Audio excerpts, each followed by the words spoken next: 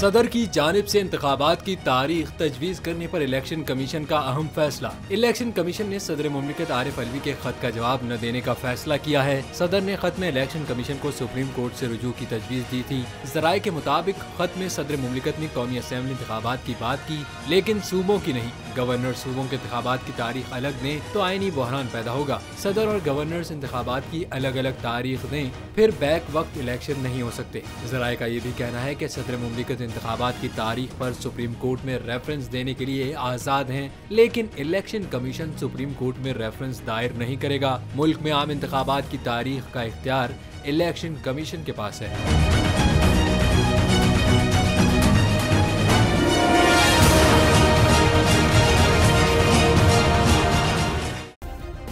Subscribe करें और bell दबाएं ताकि कोई खबर रह न जाए।